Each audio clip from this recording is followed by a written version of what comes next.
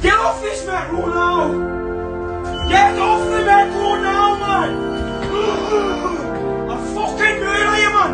You're lucky I'm only suspended sentence, because I won't do your cleaning, you fucking little fucking bug!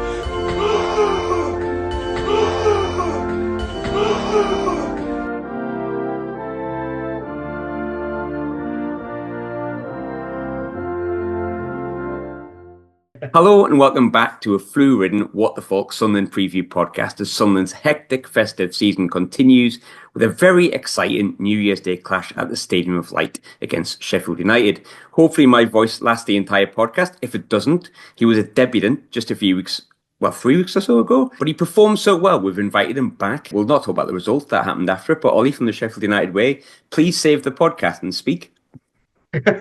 No, it's an absolute pleasure to be back. Yeah, it's nice to know that I passed the initiation. I got through phase one. Obviously, it's that difficult second appearance, so you never know quite how it's going to go. It feels like I'm playing against 10 men. Obviously, with you struggling with a throat, so all the difficult cliches are coming against me right now. Don't talk about 10 men in Sunderland and Sheffield United. I'm just getting over that from the other week. But look, I think, as our listeners know, my festive period has been full of annoyingly late goals and a little bit of illness. But football aside, how was your Christmas, Ollie? Was it all right? Yeah, it was really good, thank you. Relatively chilled one. Just seeing family, obviously seeing my wife's family. So yeah, we've kept it fairly low key. But the main thing is I've had some days off work and that's all I ever ask for. I don't want anything else for Christmas. Just don't make me go to work for a little bit. So that's been nice. Obviously, other than the flu, hope yours has been good as well. Yeah, not been too bad. I got a bit of time off work, but then straight back in today and it was like, oh yeah, there's an old firm to cover in 3 days. But enough of that. More on to English football and nice old Sunderland. Our 4 points turned into 1 point due to last minute goals, which is a kick in the balls is the phrase I'm going to use. But your festive period wasn't actually that much better. I watched the West Brom game, but 2 home games, a defeat and then a point. I'd normally ask about your last game directly, which I did watch. But look, just run me through your Christmas period. It's not the form you've been showing this season. So how was it? No, completely different, to be honest, and really unexpected. So obviously we came into that Christmas period, back-to-back home games. And though they were difficult games, we very much thought, we've not conceded a goal yet since Michael Cooper's come in. I, for one, like I'll speak only for myself, I thought Burnley were rubbish. I was like, coming into that game at Bramall Lane, it's as confident as I'm going to be playing against another team in the top three. Because I was like, they're not very good. I don't think they're that good a team. They're boring. They're going to sit in, defend, and eventually we'll pick them off. They've not got anywhere near enough going forward to really trouble us. I was so wrong. And they were... The term I'm using is they out-Uniteded United. Because obviously you saw how we play. You came to Bramall Lane. And very much we soaked up a lot of pressure from you. You were pushing onto us. You were trying to be creative. And we very much were sitting in and allowing you to play your game. But trying to keep you at arm's length to then try and hit on the counter. Burnley did that to us, but at another level up. I thought I was really, really impressed with them. I don't think they're ever going to be exciting to watch. But yeah, they came and really just turned us over at Bramall Lane. But more than the result, the disaster on Boxing Day was the injuries we picked up. So Vinny Souza was in his comeback game. He then went off at half-time. His hamstring's a reoccurring injury. Harry Souttar's done for the season. He's done his ligament in your ankle, the Greek guy, Achilles. The Achilles. He's done his... There we go. He's done his Achilles. So he's out for the season. Seems like he's going to be being sent back to Leicester. So that was the real disaster that came on Boxing Day, in that you could handle a defeat. We were probably due one. We were probably deserving of one. But losing those players was key. So then West Brom, really difficult game. I felt that we've played them twice this month. It's similar to yourselves, where we've played them almost back-to-back, it feels like. And it was exactly the same game at the Hawthorns that we saw at Bramall Lane, where they were really good for 20 minutes, and then we were really good for 20 minutes, and then they were really good for 20 minutes. And yeah, a draw was probably deserved. I think we've probably got exactly what we deserved out of the 2 games. We only deserve 1 point. We've only got 1. But it's a real problem for us now, because with the lack of squad depth, with the injuries we picked up, yeah, I can really feel the breath coming on the back of our necks now as we approach this period. But that's, of course, not all that happened to United over Christmas. Our very busy Christmas period was interrupted with a takeover. We finally had that confirmed. We talked about it a little bit the last time I was on the pod. We talked about some of the difficulties that you can have with owners from the Middle East, where our previous owner was. We've now got the Americans in. And if the rumours are to be believed, we might be fairly busy this January. So we'll wait and see what comes of that. Funny when you said, to show you how ill I am at the minute, when you said, what's that Greek guy called? I was going to go, Zeus. And Yeah, the Zeus heel, that's what it is. I'm glad you got there. He did it. He did a Zeus. Where's that in the body? And I genuinely had that in my head. But I wanted to ask you about that. Look, the big thing is we discussed before about your ownership, which was Saudi Arabian, but a skint Saudi, which is if you're going to get a Saudi, that's not the one you want. But he's moved on now. He's done his big statement. I've seen stuff like that. I've purposely not really looked into it, knowing that this is going to be coming up outside of the fact it's happened.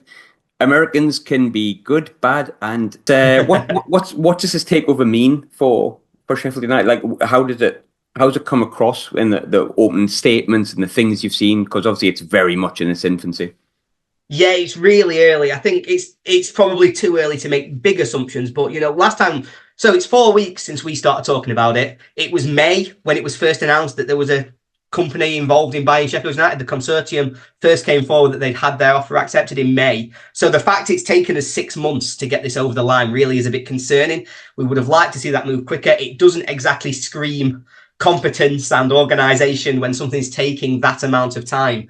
But the early noises are really positive. They've talked about wanting to stabilise the club in the Premier League. They've talked about the development of us as a club, not just as a squad on the pitch, which is really nice to see. We need that further development. We've committed to becoming a Category 1 academy, which I think will be a massive step. We've got some great talent that comes through at United, but we do lose it sometimes for compensation fees and get ripped off by the EPP or whatever it is they call it these days. So it'd be nice to just get that academy sorted. So they've made really good positive statements. The rumours coming out are that we are going to spend a little bit of money in January, that we are maybe expecting a permanent deal. At the very least, some very eye-catching loan players. The names coming out, the things we're being talked about, people like Ben Brereton and Diaz, that's the kind of thing that does get you excited as a fan. So I think that and what they've said so far is really positive. I'm willing to sort of put on the back burner my concerns about the delays. I don't know the facts, but let's blame the old owner and say that was his fault, just so the new ones can have a positive start.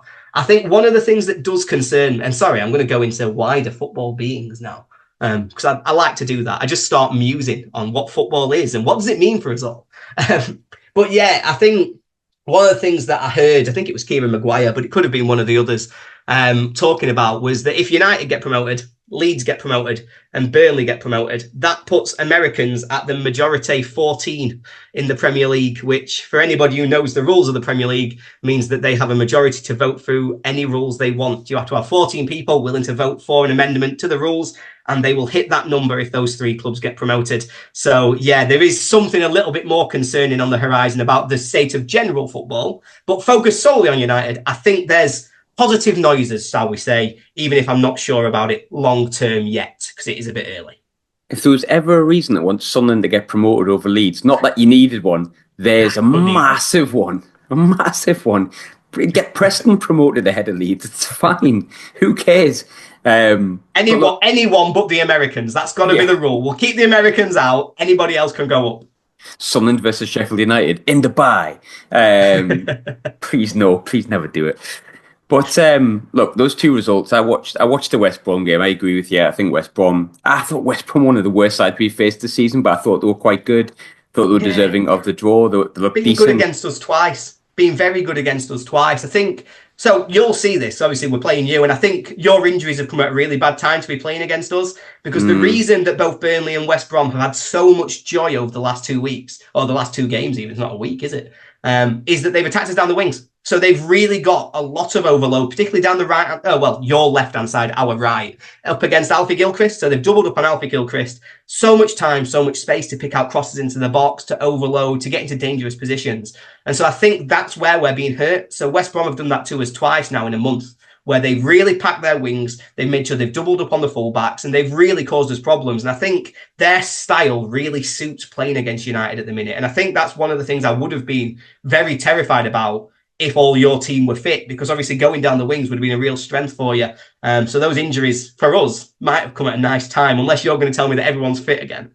No, we've got 2 injured left wingers. So no, it's worked perfectly in your hand. Fantastic. Right, so that's the end of the podcast for this week. Fill me with a bit of confidence. I know what it can be like. And look, I don't think Sunderland are guilty of this. I don't think Sheffield United are guilty of this. I think football fans are guilty of this, and football fandom and sport fandom is guilty of it. when you lose a couple of games or when you have two bad results, the world has imploded and the abyss is opening up, ready to swallow you up. So you have been playing brilliant, and everyone's like Sheffield United are just untouchable, parachute payments. Oh, what a squad, brilliant. No one's going to get past them, and then you fuck it up over Christmas with two results. How's the fan base? Because look, that can go two ways. You can get the oh god, all those concerns I had in October and November have come to fruition, or you can just be like, just chill out, just two games.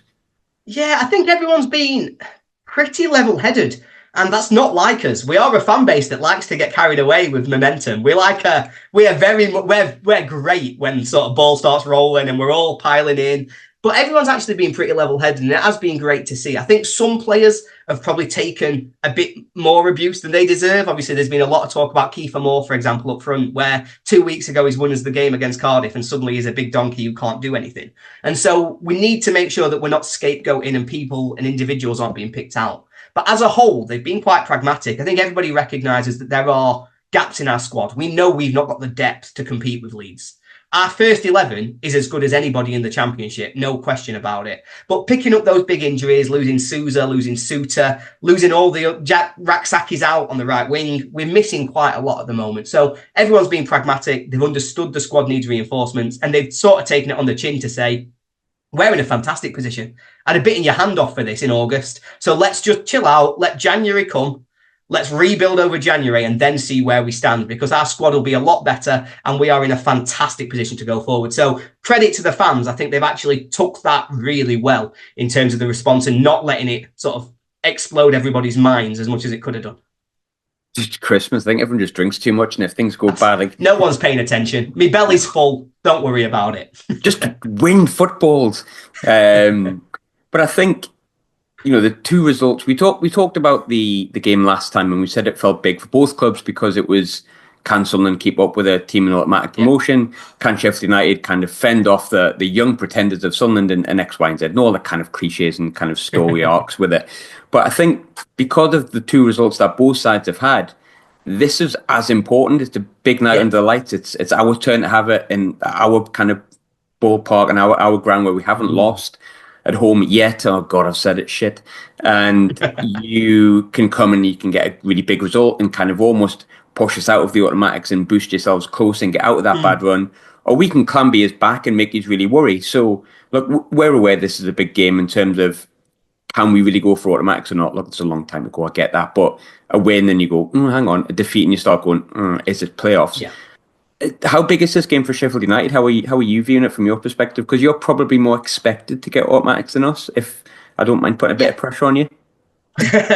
No, that's true. We are. You know, the fans, there is an expectation around United at the moment. I'm seeing it from neutrals a lot as well, where they're saying Sheffield United should be the ones. They should kick on from here. You know, you look at the points, particularly the points won. Obviously, we'd still be joint off the league with Leeds if it weren't for financial irregularities, which we will we don't need to go into again. But yeah, so, you know, on the pitch, everyone is expecting a lot from United. I think this game, I think we've got lucky, to be honest. I think we got very, very lucky yesterday. Burnley only drew, yourselves lost. I think Blackburn lost, Borough only drew. So nobody's caught up.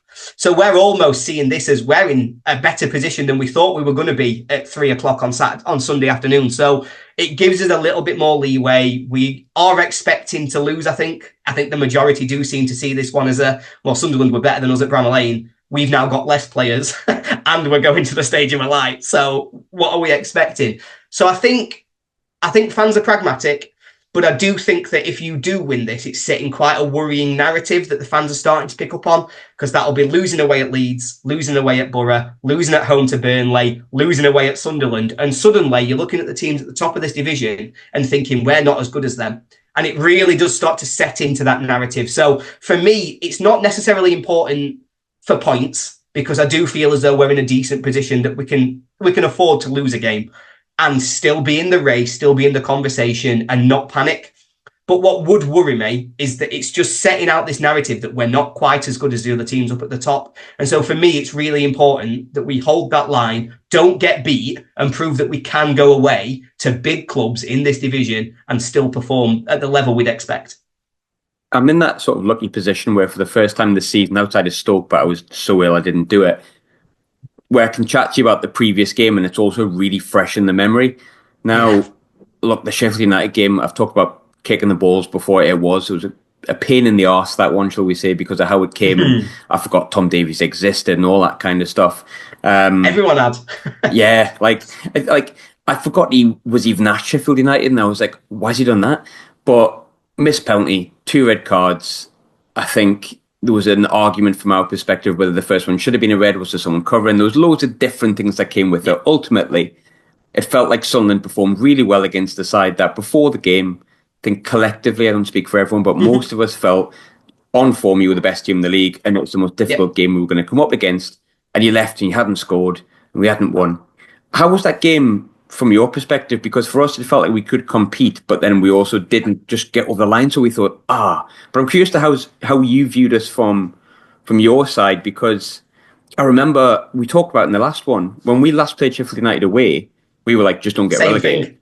And we played really well with 10 men and went, oh shit, we should have got something from that. And then we got confidence from it. And to be fair, after that Sheffield United game, we went on a decent run, and we've only just lost since then at Stoke, which was probably the worst result of the season, but it's by the by. How did Sheffield United fans view Sunderland, and were we surprisingly good? I'm asking for compliments here, aren't I? I'm just searching for them. Just fishing. I'm more than happy to give them to you, because I thought as a collective, I did our match reaction for that one, and I was sort of sat there and I was like, they were good, weren't they? Because it was that kind of game where, we talked about the last time we played each other with the 10 men, and it felt very similar, to be honest. When you had the man sent off, I looked at my dad, laughed, and went, here we go again. They battered us for 40 minutes. How are we playing against 10 men now? Like, this is lovely. How have we got away with this? And it did just feel like it was almost the peak of that United run for what we were doing. I thought the first half, Sunderland were outstanding. I thought really asked us questions, caused us problems that no other team to that point had really caused us. We've gone away to Leeds and got battered, absolutely battered. But there were some mitigating circumstances around that result. We'd had a very even game with Middlesbrough that they'd edged 1-0. It felt like the first time, particularly at Bramall Lane, someone had come and just battered us. And, you've missed the penalty. It's a really good save from Cooper, but you've also had other chances coming in that first half. The lad down the left wing, he looked outstanding. He really felt as though he was causing us problems all day long. And it felt like a matter of time. Then the red card happened, and suddenly we kind of relaxed. United will win from here, surely. We've seen this game before. We did this last time we played Sunderland. And then Suter did his idiocy moment. Even I watched that and went, you dickhead. What have you done? Genuinely, I was so angry because it was right on the stroke of half time. And I stood for 15 minutes on half time, just like, you idiot. What have you done? You've thrown this away. They've just served it to us on a your plate. Achilles and use use at the same time. Yeah, in a few weeks, your Achilles is going to go. And I'm going to be angry about that as well. Dickhead. So first off, I thought Sunderland were excellent. And like I say, as good as any team we'd played. So I really felt you'd been dominant in the game. We're creating chances and we're by far the more likely. Second half, I thought you slowed off a little bit. I don't know if it was the lack of the change. So obviously when you had the man sent off, the centre-half's gone off, you didn't make a rash sub. You didn't immediately react, take a striker off, put the defender on. But then you also didn't amend shape for the start of the second half. So you were still playing with that man free at the back, which then at 10v10 felt like you were potentially a little exposed. So you were playing within yourselves and didn't really push on again. So where you'd come at us in the first half really caused us problems. I felt the second half was even. Thought both teams were probably at a similar level. And then we've scored a really nice goal. Davies has done brilliantly to get it in. But it very much felt like we've properly got away with on. Because I thought Sunderland, obviously we've lost since. Burnley beat us and Burnley did a job on us. But I'd still say Sunderland are probably the best team to come to Bramall Lane so far. And that's probably the biggest compliment I can give. Because I thought on the day, the fact that we won it, I thought was ridiculous in terms of the balance of play. Obviously, it didn't bother me in the moment.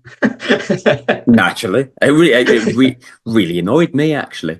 But it's good. It's good to hear you say that because look, we're off the back of 2 games, and I think to call a football fan reactionary would be the wrong thing to do because it sounds negative and bad. We're all reactionary, even if it's a positive reaction. We immediately jump to, what do we think about that? And then let's write about it on a social media platform. That's just what we do. But I went down to Blackburn and looked pin in the arse getting an equaliser. Horrible. It's horrible to get there, isn't it? Why have they made it so difficult to get to Blackburn? I mean, there's reasons for that, but let's not go into it in case any of the Yeah, because greedy nobody guests. should ever have to go there. That's why they've made it so difficult. When you look at the games itself, there's a thing that's been happening with Sunderland conceding late goals, and it's frustrating. And Yeah. a lot of the kind of backwash from that is that, and they could be right with this, they could be wrong with this. We're not making changes fast enough. Our players are too young. A myriad of different things. I don't think we're good enough to keep up with the likes of your Sheffield United and your Leeds.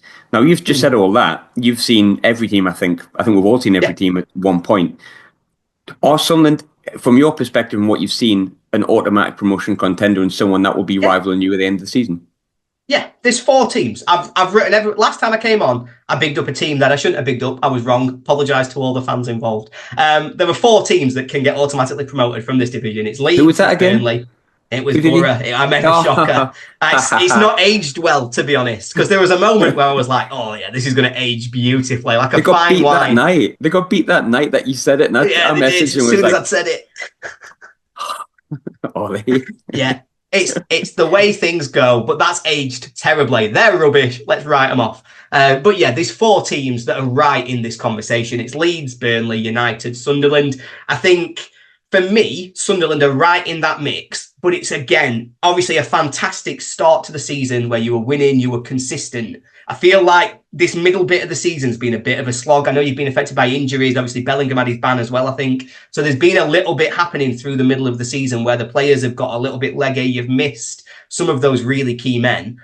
It's about sticking in the race now until that comes. You've got to get through, probably, I'm looking at your fixtures, and after this, Portsmouth, Stoke at home, you've got a few weeks with the FA Cup break in the middle, get players back fit, regroup.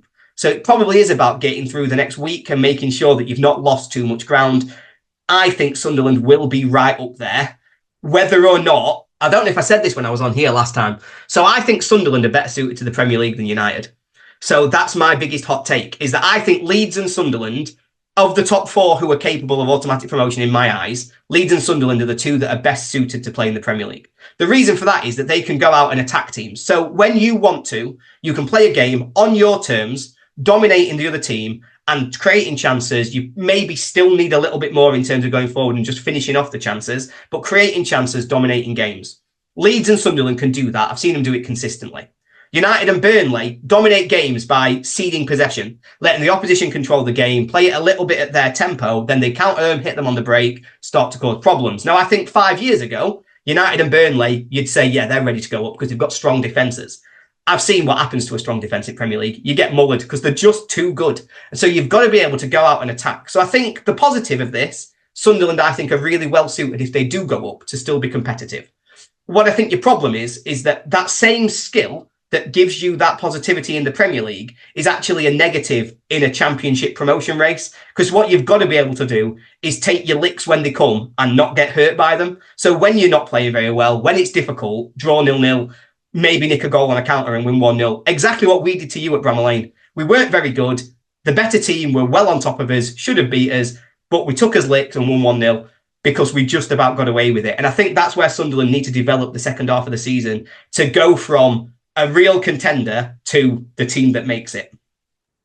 I kind of fully agree with you, to be completely honest. I'm sometimes, I think someone said this morning, I'm more of the pessimistic fan than I am the optimistic. I don't agree with that, Michael Bowers. I actually think that I'm just a realist. But this season, I'm feeling positive because I think, I've really sat down and thought about it. And I think, in 2.5 years, I was watching the 3rd season of Sunderland Till I Die when it gets to that end of Christmas and you're thinking, oh, should I stick on Netflix or I'll just watch us win the playoffs again? Let's just do that because we can do that, which is nice. Let's just watch that nice stuff. And I did that and I thought, bloody hell, when you think of where we've come from and where we're at now, is things that bad? And then we got beat at Stoke and I was like, yeah, things are awful. Everything's terrible for like a day. And then went, oh, come on, it's all right. But I do feel we're in like a really, really good place. And I feel a bit more positive than maybe what I would have done if we got beat off Stoke say last season because we haven't had the horrible end of the season. I like the manager, I like the players. But I have been asking, an awful lot this season, what's the one player that you would take X, Y, and Z? Now, you've already given me that answer. Because you've seen us play so recently, I'm curious as to which players really stood out for you against Sheffield United, because I know the few that did in my head, but who were the players that you kind of went, all right, okay, because obviously you knew about Rigg and Job beforehand, but I think we have a lot more than that, and I think some of them stood out that night as well.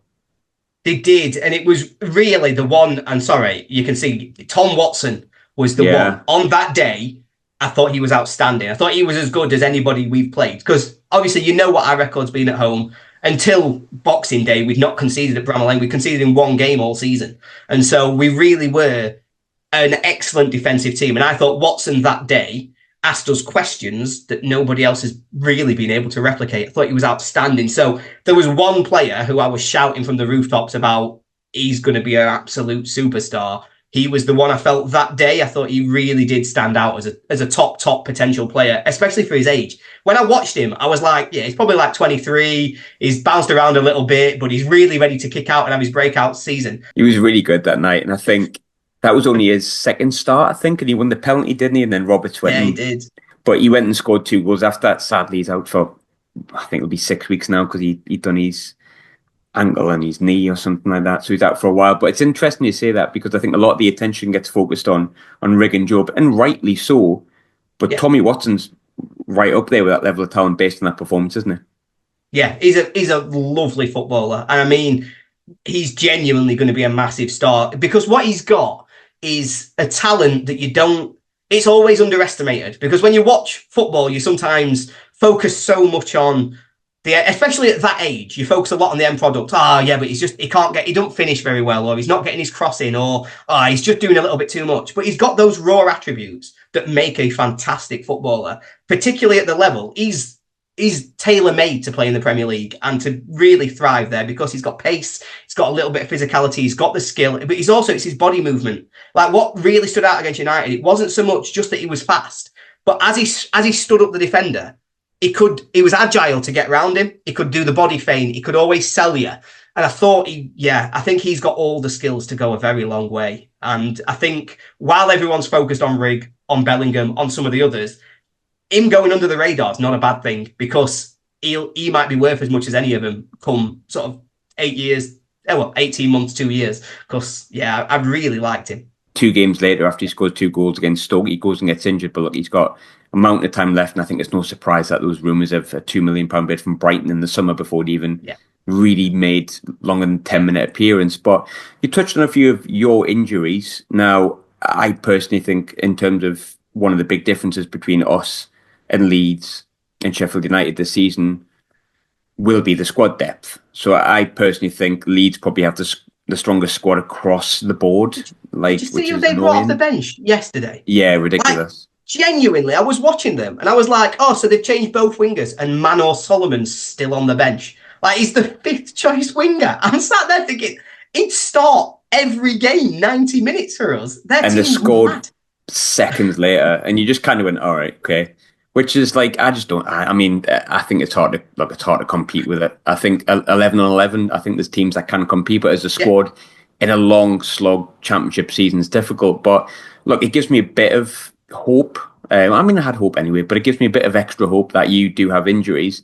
You touched before about the wings being a place where you could be got at. Mm-hmm. Roberts is evidently still fit. People will not like me saying this, but my end has still got something to prove. Maybe he can do something on the wing, even though he's not a winger and he's missed some absolute sitters the past few games. But where is it that you're particularly soft, if you are soft in any way, where we could get at you outside of just the wings? No, to be honest, I think obviously we've touched on the wings, and I think that overload down the wings is particularly crucial, because we're playing Gustavo Harmer still on the left wing, and I love, like everybody, I love Gustavo Harmer. He's obviously a very, very, very good player for the left.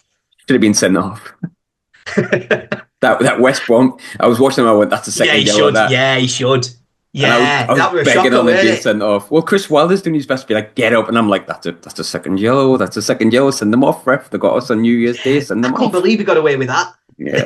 If he hadn't already been booked, he would 100% have just been booked immediately. It was so obviously a yellow card. Yeah, he did get away with one. But obviously he's fantastic, but he's not a left winger, and he's not going to support his fullback. So that's where obviously the left wings become key. It's the same on the other side. I think we'll probably play Brooks, who had a really good game against West Brom, but again, he's a young lad. You can get him behind him and double up on Gilchrist. So your wings are obviously really crucial.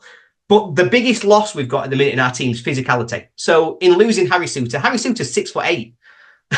Like, we've taken out somebody who's 6'8", and we've replaced him with Jack Robinson, who's maybe 6'1", maybe 5'9". Like, he's not a big lad. Yeah, he's not one of these freaks of nature who you're just going to rely on.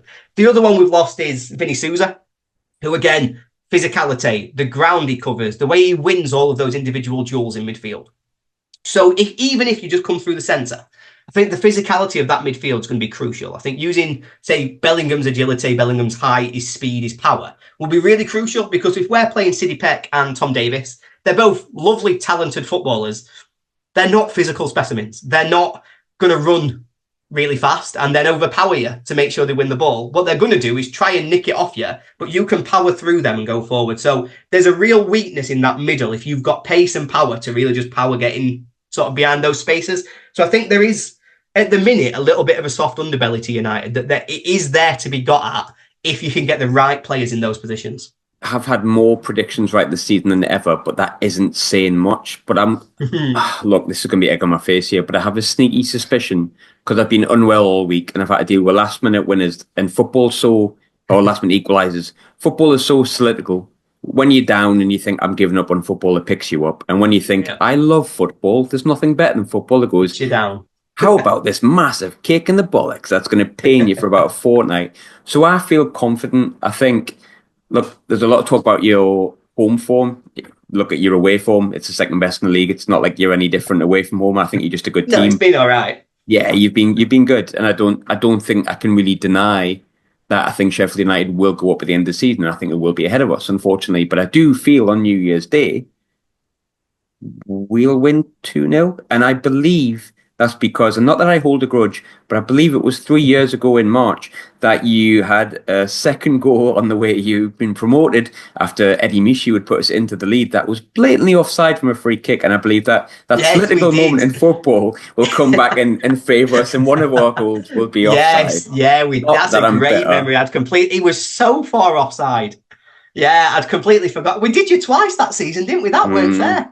Yeah, I bet you feel a bit aggrieved. I bet when that red card happened for Mepham the other day, you were like, Jesus, not these again. Yeah, I get that, actually.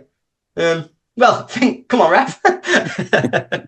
Fingers crossed. No, I think your prediction's good, though, to be honest. I think, similar to what you said, if I'm being brutally honest, I do think that United will finish above Sunderland this season. That's my take on it. And it's similar to what I said before. I think Sunderland's ceiling is higher than United's, but I think United have got quite a high floor, where Sunderland's is that little bit lower. It's going to cost you more games than having a high ceiling wins you. So I think that's probably the difference in why I think United will finish above Sunderland in the league. I think for this game, though, I'm backing Sunderland myself.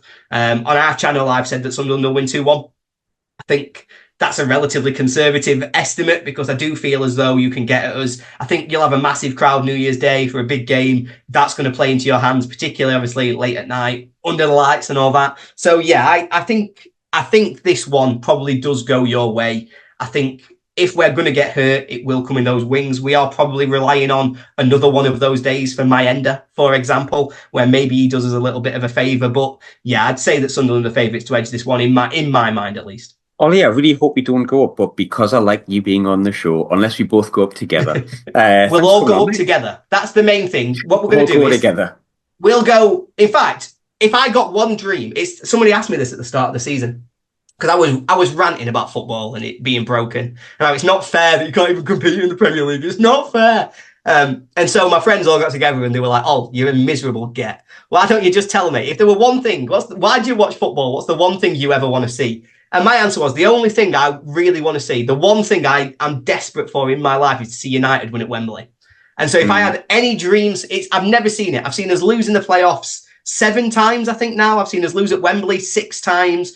We just lose every time we get into one of those scenarios. So that's my dream. And so if we're predicting dream scenarios for us, so I can do the channel again next year, as I really like it and really want to, let's say Sunderland nick that second spot and we win the playoffs, because that's all I want to see.